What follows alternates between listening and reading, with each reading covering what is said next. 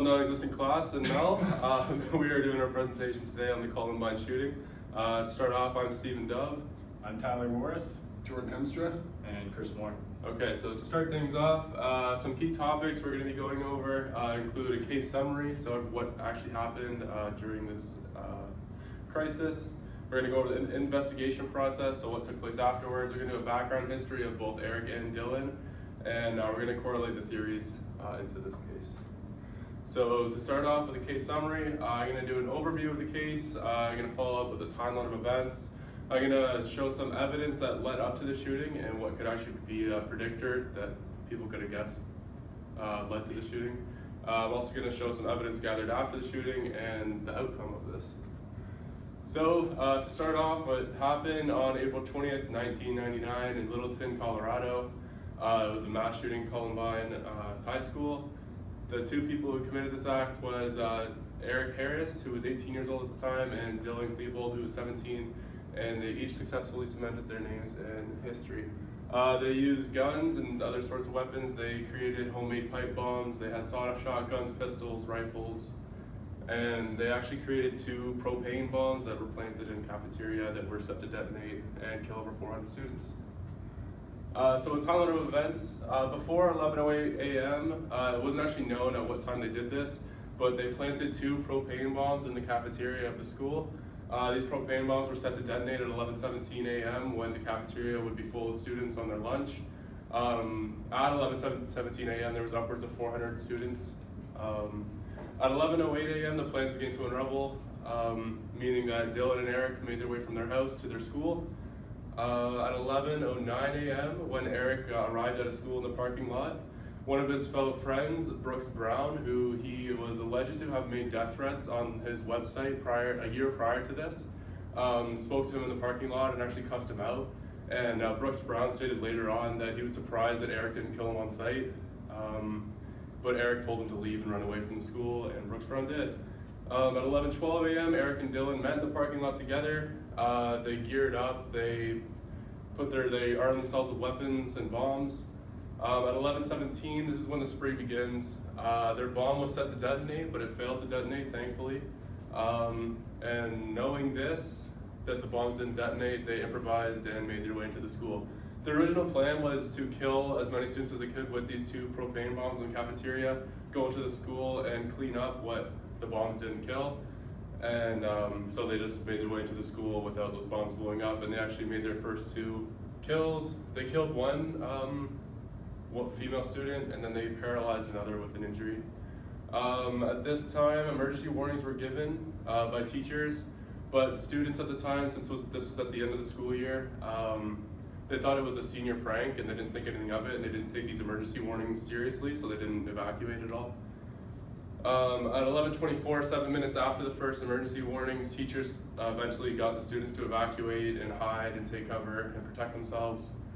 At 11:24, the first police call was also made, and at 11:26, police promptly surrounded the school, and none of them entered the school at all, though they just surrounded and made sure no one went in, and only students came out. From 11:29 to 11:36, this was the most damaging part of the entire incident. This is when Eric and Dylan entered the library, which is where they shot 20 people. They took a lot of their wrath out in the library.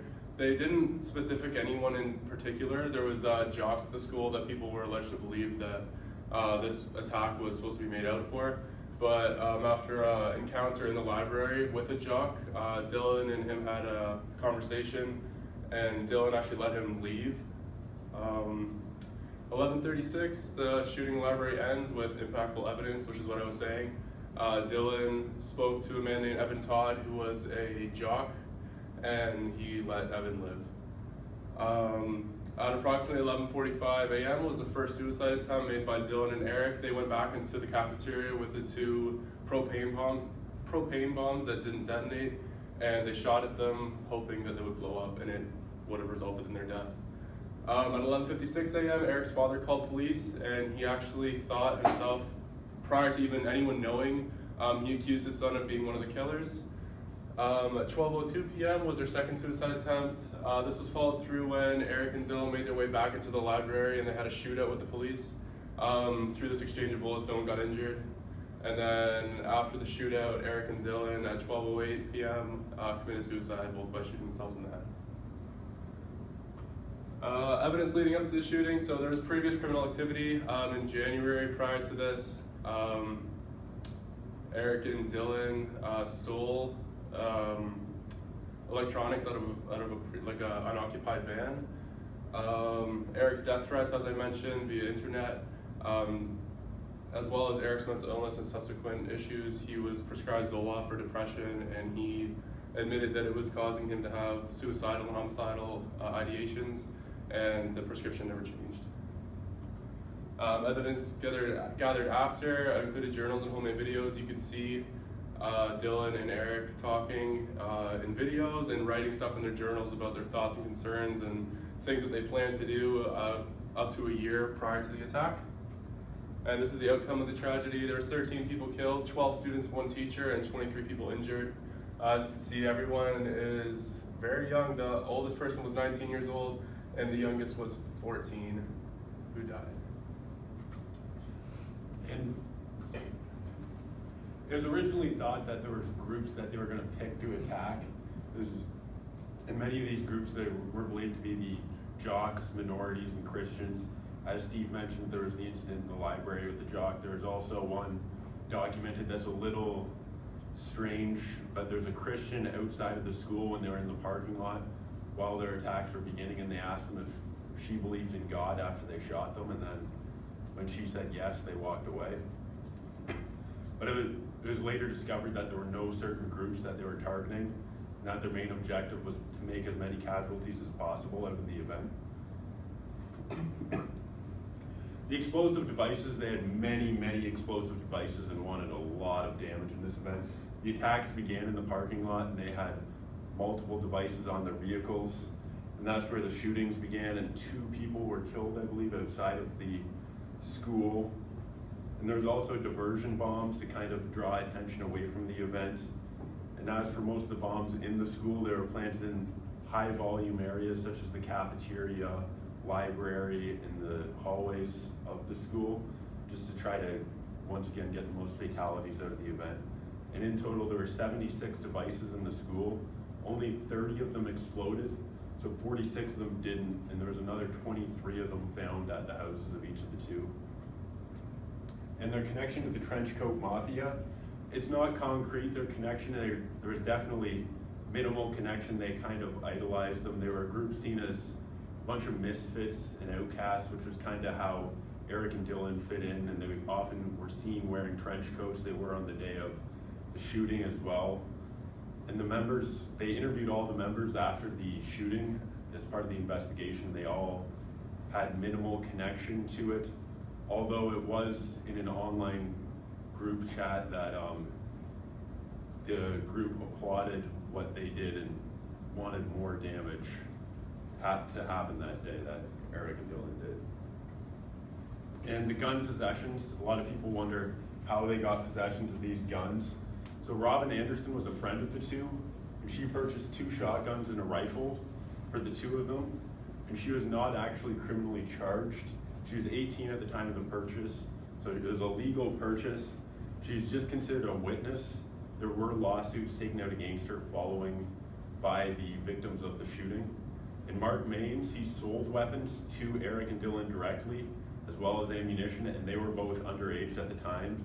Maines was charged and sentenced to 6 years in prison for selling a weapon to a juvenile, as well as possession of a deadly weapon. And Philip Duran was charged with selling weapons to a minor. He had connections to Maines, and Duran worked with the 2 at a pizza parlor in town. That kind of gave them the connections to the weapons and the ammunition. And once again, as I mentioned, all had lawsuits against them. And I believe it went for $2.53 million was the final settlement after the cases that was shared amongst the victims. All right, no more technical difficulties. All right, so first response. Obviously, communication issues is always going to be an issue in a crisis like this. Technical issues were the main problem of this communication. With multiple agencies coming together, you have local, state, and federal agencies.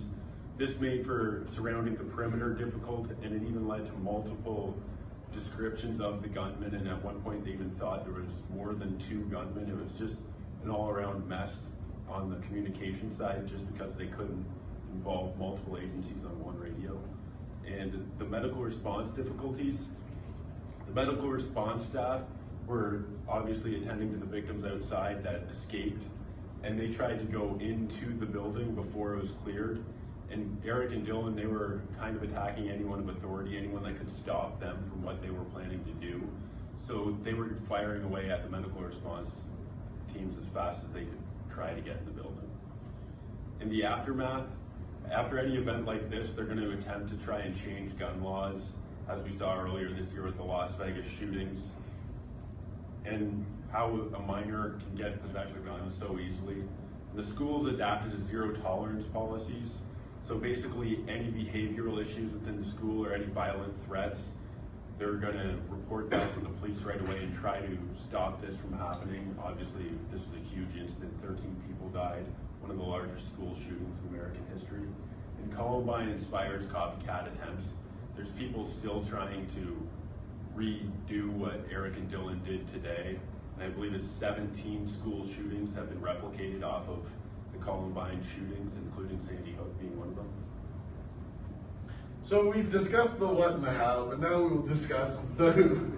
Eric Harris is considered the psychopath by many psychologists. So let's get into it. Born April 9th, 1981 in Wichita, Kansas, he was the son of an Air Force pilot, and Eric was subjected to moving around a lot. He moved to 5 different towns, over 6 different schools over the course of his time, and then he finally resides in Littleton, Colorado. He was considered a very talkative person and very volatile the way he carried himself. And with him moving around so often, he couldn't really make friends and really couldn't adapt to a good friend group. He was very, very into computer games and computer and video games. So anything technology he really enjoyed. He really loved the game Doom and actually idolized it so much he would replicate it. That's why he had the sawed-off shotgun, just like they did in the game Doom. But he was definitely viewed as a leader towards the people who were, because he was very deceptive, very manipulative, and he had a lot of people able to listen to what he had to say, and he was considered very rebellious. He was very against the code. Next we have Dylan Klebold, who is actually considered the depressive. So we've got 2 people at the opposite ends of the spectrum. He was born September 11th, 1981 in Lakewood, Colorado.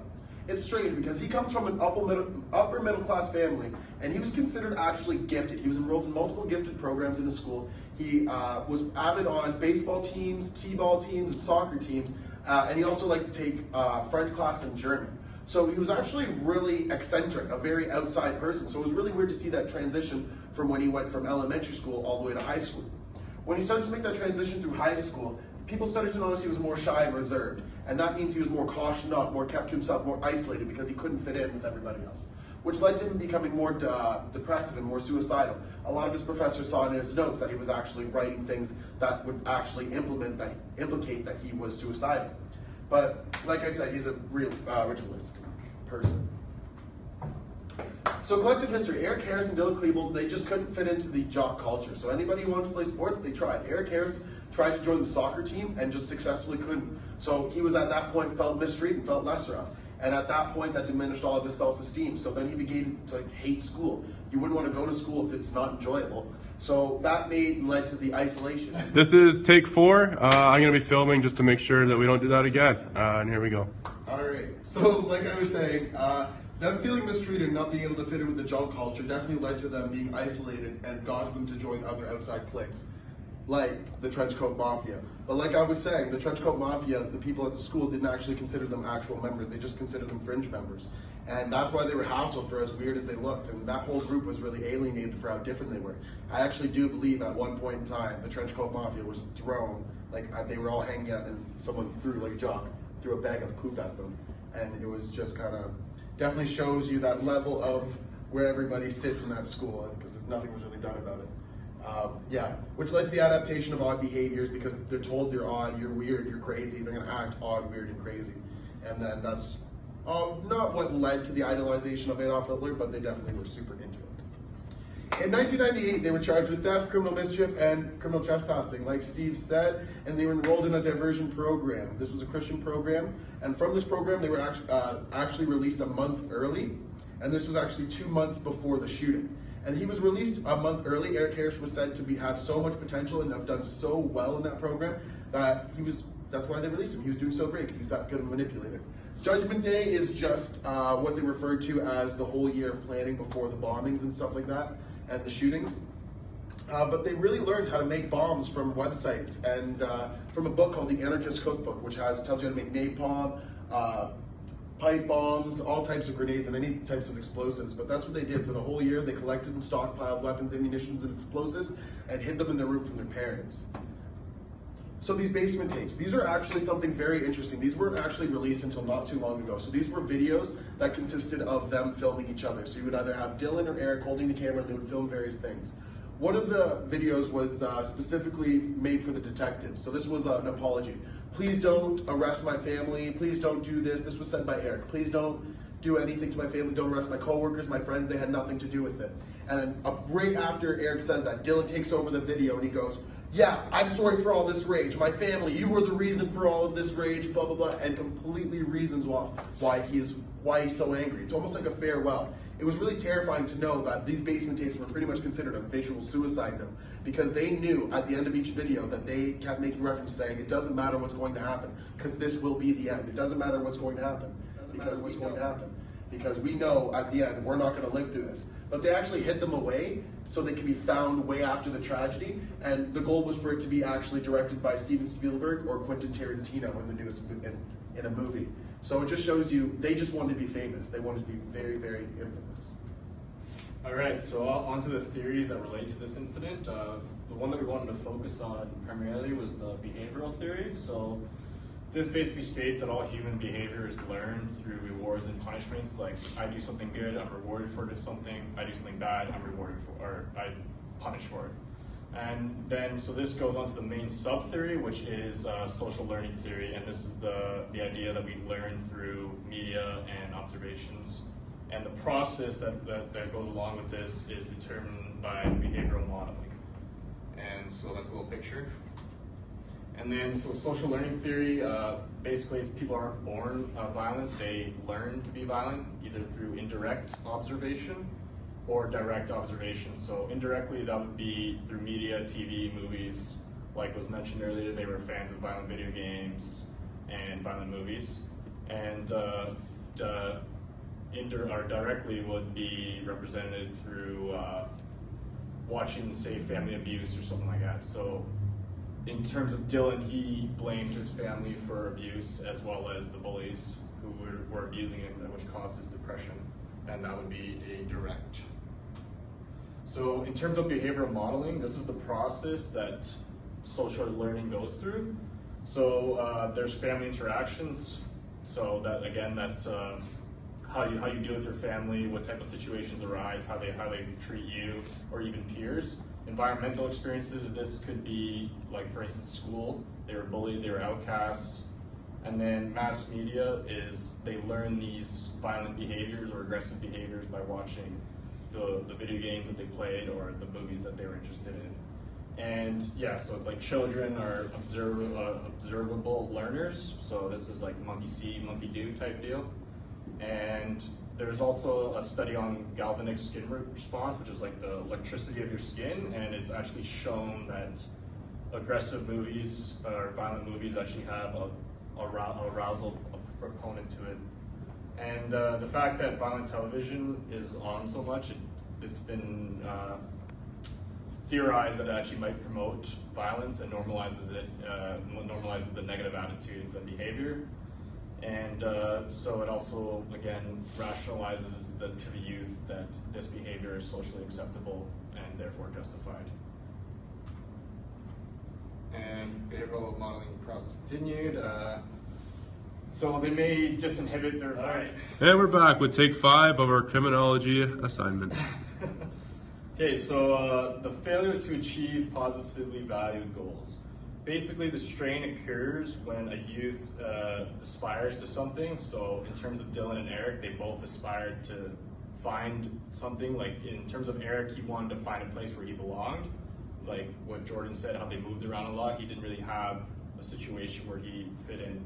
In terms of Dylan, he, again, like wanted to find a place where he belonged, which is why they actually sort of went into the trench coat mafia, so to speak. They were looking for that connection.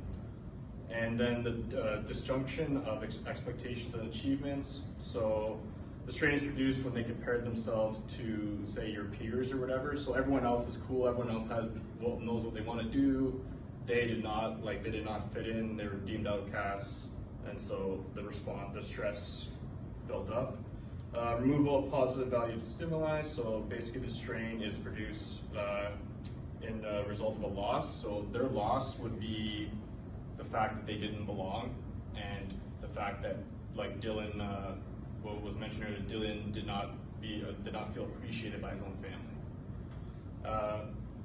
And then presentation of negative stimuli. Strain was caused by negative interactions. So again, through his peers, the fact that they were all bullied and considered outsiders really did not have a positive impact on their behavioral growth. And so then this leads to coping. Like the ability to cope is basically what leads, it varies among individuals, and a crisis is a direct result of exceeding your coping ability. So in terms of this, they both exceeded their ability to cope with being considered outcasts. And general strain theory continued. There's certain inherent traits which could intensify these sources of strain. So explosive temperament, being overly sensitive or emotional. Dylan was depressive, that was an inherent trait that he had, and it worsened the more he got bullied. Eric was, seemed a little violent, so that was his trait, and that again intensified through bullying. It's really irrelevant among youth who, again, rely heavily on how people view them, especially among their peers in a high school setting. We've all been there. Social and life history, so again, lack of friends, outcasts, and the fact that in terms of Dylan, he didn't have a good family from his perspective, so to speak. So the link between strain and criminality is supported through empirical data research, and there is a failure to meet success-oriented goals. If you're get negative labels, this could result in internalizing this type of label, or even like stigmatizing it. So the fact that they were labeled as weird or outcasts or loners, they stigmatized this and internalized this viewpoint that everyone had of them, and therefore led to the criminal thing. And the fact is, another big point is the significance of the labeler. So this could be a teacher, parent, or peer. In this situation, it was mostly peers who were the significance of the labeler. And Dylan's thing, the thing about his brother, the fact that they kind of bullied him a little bit. Yeah, Jordan? I've got a question. Yeah? So, what about gun control? What happened to gun control after this? Gun control, nothing happened. As you can clearly tell, not a single thing happened to gun control. Okay, yeah, so social reaction labeling theory continued, changing self-image. So the fact that you're labeled as such, you're going to change your image to reflect what people view you as. If you're viewed as weird, you're going to act weird. Hence the fact that they started, dressing like trench coat mafia and stuff like that. And then reflective role taking is again based on you assume the identity of what people view you as. So you're weird, you're weird. And then joining deviant cliques. This is when individuals who are labeled similarly join together because they can relate to one another. So they try to relate to the trench coat mafia, but we're still kind of outcasts. So Dylan and Eric formed a very strong bond. And focus of the theory is on the interaction as well as the surrounding situation of the criminal act. So this is the build-up to everything. And yeah, that should be the presentation. Any questions from the non-existing class? Oh, random kid I've never seen. Do you think the Columbine shooting could have been avoided? I believe it could have been avoided if there were processes because before this type of mentality, bullying was an acceptable practice in school. Like it was expected. There was no sort of safeguards in place that, like, you know, you would go report it type deal. Like, it was just like, oh, you got to toughen up, you know. It's like high school is over in 4 years, you move on, it's not going to last forever. There's that type of view that it was okay. Still kind of a problem too, the mental health issues. It's still something we're working on. It definitely has gotten better since 1999. In 18 years, it's gotten improved. It's something that can at least be talked about in the public light. We still don't have great knowledge of it, but we can at least acknowledge that it's happening. Yeah. And that is the presentation on the. And after recording ourselves 5 times, it finally worked. Thank you, Mel. And I hope you enjoyed.